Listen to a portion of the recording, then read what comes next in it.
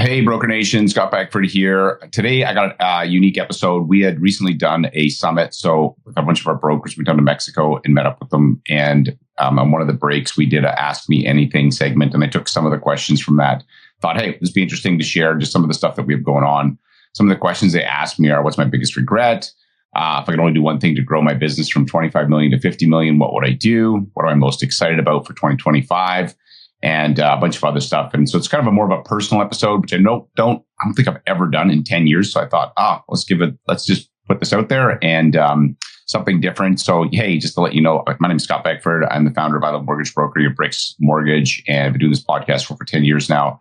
And a few years ago, I got the opportunity to start a brokerage, which has been so much fun, and still doing the podcast and meeting lots of great people. And so today's episode, though, is a recording from Denise, my COO from the company. She's asked me questions that people had basically written down on a sheet of paper. Some of them they could not. We had to filter them out because they were not probably appropriate for, but we took a lot of those questions and had a lot of fun with them. So have a listen. Thanks for listening to this episode. Thanks for being a listener of the podcast. If I can ever do anything to help, shoot me an email, scott@ilovemortgagebrokering.com. Love to hear from you. And if you have ideas on guests or other topics, definitely send them. Thanks again. Asked everybody to just give us questions, and we put Scott on the spot at every single one. How many people enjoyed that? Right? So this is a treat for all of you to see how fast his brain works and the stories he can recall. You ready? Okay, yes. You're putting a lot of pressure on now. Yeah, we'll start with an easy one. What is your biggest regret? Well, I actually don't think about failure as like a lot of people do. I think most things for me are just experiments. And so if something doesn't work out the way that I expect, it was an experiment and hopefully there's a lesson in it. So in terms of, and I also don't look at the past. So I know people in my life that will look back at I'll talk about my brother, love my brother, but he'll look at our childhood and he'll talk about how it was so bad. And I'll look at it and be like, I don't see that. Yes, my parents weren't perfect, but they did the best they could. And it's on me to own how I want to show up and how I want to be. And so I don't like looking back on things because you can't do anything about it. Really, at the end of the day, if you can't learn from it, then I wouldn't say there's any that I would, other than maybe buying Amazon stock and Apple stock back in 2000. That would have been pretty smart, but I didn't do that. You don't wish you ordered a Cybertruck? No, they're ugly. They're ugly. Okay, when were you 100% sure that BRX was going to succeed? Did you expect these results this quickly? I was not 100% sure that it was going to succeed. And that's a great question. Thank you, whoever asked it. I'm not 100% sure of it. If anybody says they are, I think you should be like suspicious because whenever you're doing anything new or even something that you've done before, there's no guarantee it's going to work, right? I always joke, I got in my office a sign that says, we do this not because it's easy, but because we thought it was easy and we started. And I'm always like, how hard can it be? Turns out a lot harder than I thought. A lot harder. But what happens is that you learn as you go. So I've never had a problem with trying something that I don't know how to do. I'm just going to try it. A lot of you guys who started in the mortgage business, there's a lot of you doing things. Try.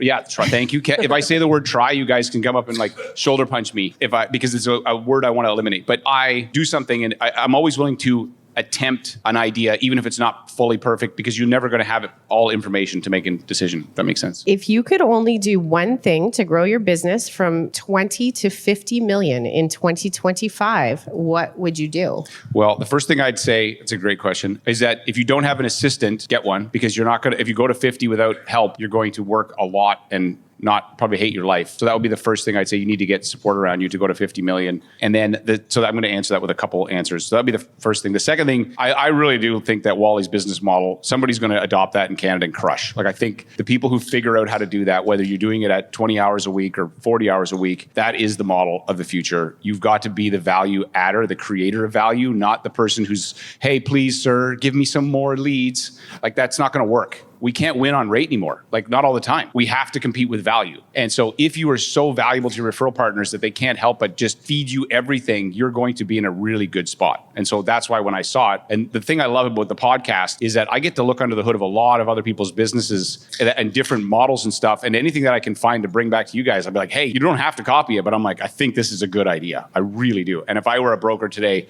I would copy that model 1000%. Like I sold my mortgage business back in 2016 and I sold it for 500 grand. And I used to say there's a regret. I could have sold it for 750 if I would have done one more year. It was a 4-year deal. And in the 5th year, Jules did 100 million. I would have made $750,000 selling my business. If I would have known that Wally built his business was available or possible, I would have done that instead. I wouldn't have sold it. It would still be spitting out a couple $100,000 a year to me. And so I think for any of you guys that want to be in this for any amount of time, play the long game. Like, make the money in the short term, but play a long game with your business. Is there a plan to branch off into services such as insurance, private investing, stocks, etc.? Well, I'm not going to say no to any of that. I just don't want to do something too soon and dilute our focus. Like, we're a small team, and a team is amazing. By the way they put this event together, the amount of work. Thank you. Denise is what I love about Denise, I joke that she's my work wife, but we don't agree on everything. You can imagine, we don't. Shocker. Yeah, but what happens is I'll have an idea, or she has an idea. Usually I have a crazy idea, and we'll start talking about it, and she's like, and by the time we're done, it's better, right? And so, and I'm always I don't care about that. I actually like that we have a difference of opinion. Because in the discussion, quote unquote discussion that we have, there is a better solution that comes out of it, and things I didn't even think of. The roadshow was her idea. I didn't even think of it. It was brilliant. I was like, we were like, I got to do something. It's a 10-year anniversary. She had this whole, I was like, let's do that. Because it was easy to prepare. And by the way, that whole roadshow, some of our competitors were saying, oh, you're spending all the BRX money to run that roadshow.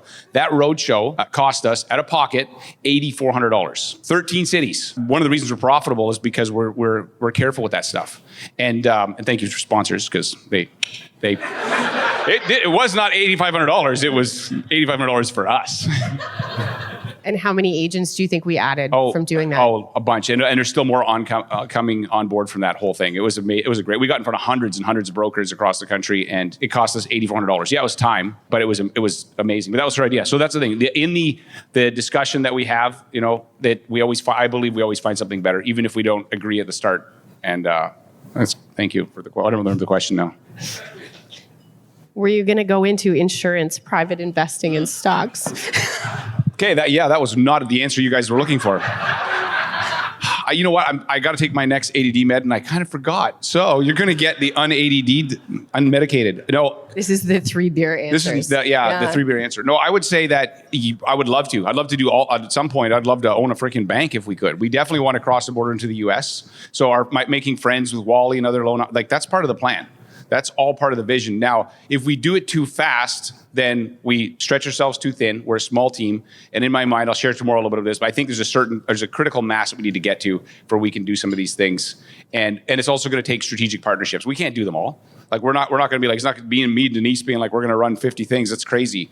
So it's going to be strategic partnerships. And yes, when they come along, sure, we'll look at them. But what has been the biggest challenge you didn't see coming growing the brokerage? Well, there's been a lot of challenges, but again, I just think of them. I always think of problems as just like they're like Lego blocks. You got to stack them a different way or move them around. So I don't know if there was one big one. What would I say? I would say the first year, once we started growing so quickly, and my solution to everything is just market, add more people. And then I was like, hey, the operations was starting to get a little janky, let's put it that way. And it was like a cart going down a hill and the wheels are going to blow off. And I'm like, I don't know what to do here. And so then I know who's good at operations. So I reached out to Denise. I'm like, I got an idea. I know you're making lots of money and you're working only 4 days a week or 3.5. Why don't you come do this? And you're going to work like crazy. And she said, yes. So I think I told you to F off first. You did, yes. But I was persistent. I can be persistent when I want to be. And so then it worked. And then we've been doing a lot of behind the scenes operational things. And it's running. It's not like, I always feel like there's lots of stuff that we can improve, but it's way better. And we're far more scalable now than we were a year and a bit ago. Like, far more scalable. And we can actually see the path now. Before it was just, because my solution as a sales guy is just more sales. More sales solves all problems. But it doesn't solve operational problems. It doesn't solve people problems. It doesn't, like, those things have to be solved differently. And so that's been really helpful. Okay, what about BRX are you most proud of? You guys are like, well, the people, like you guys, like, this is so fun. Like, people have said to me before, like, I have entrepreneurial, an entrepreneurial seizure, and I have an idea and I do crazy shit.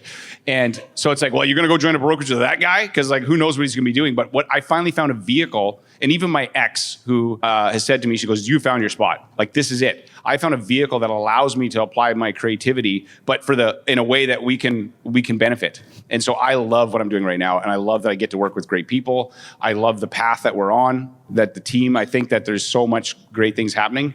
And even this event, like the people in the room, somebody came up to me and they're like, I met so many amazing people. Part of this is, yes, we want to bring you guys value, but please don't leave here without some new friends that you can call up when you have a problem on a file or something. You're like, hey, what do you think? Like, that was always the best part of the business for me, or one of the best parts. And at least 50% of the value of what we put together should be this here. At least if we design it right, unless we talk at you for hours and you're like, I want to shoot myself, because that's what I would feel like.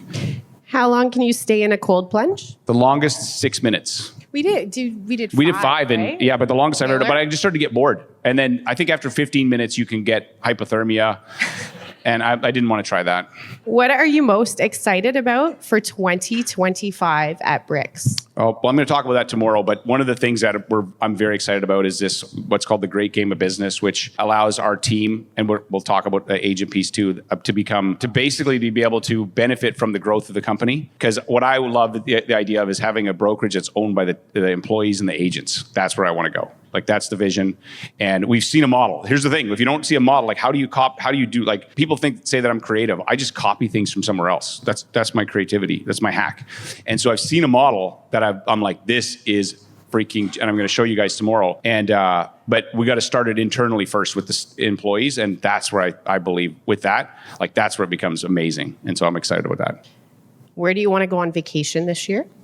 I'm taking my daughter to New York in February. So my oldest, we're going to go to a couple shows. One of them's called And Juliet. Yeah. Is what you're going to see. Yes, And Juliet. Soon have we seen this? It's the best musical. It's a musical about, it's Romeo and Juliet, but instead of her killing herself because her boyfriend died, she's like, wait a minute, I'm only 16. Maybe I shouldn't kill myself. Yeah, maybe I should hit the town and go. Yeah, like, and so it's kind of that story. And I'm like, oh, that's a cool story. So I love some of these like remakes. And so I'm going to take her to that. I'm going with my girlfriend Meredith, horseback riding for a week in the summer, where it's like, you got to be an experienced rider. I'm not. I'm probably going to die.